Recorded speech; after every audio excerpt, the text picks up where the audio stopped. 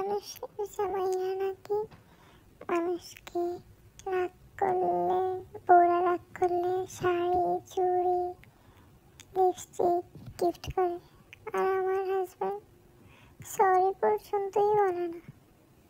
হায় রে কপাল,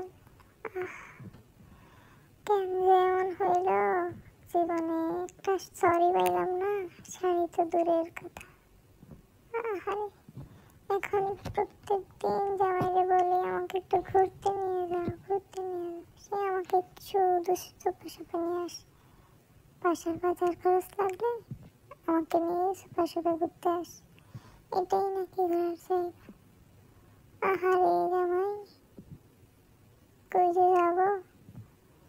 এই যে সে কেক খাবে, সেজন্য আমি কেকের জিনিসপত্র কিনে দিল আমাকে, এটাই নাকি আমার শপিং। হইল কোনো কথা? তারপরে অনেক কিছুর পরে আমার জন্য এই তো নিজ হাতে KFC নিয়ে আসছে, বার্গার নিয়ে আসছে।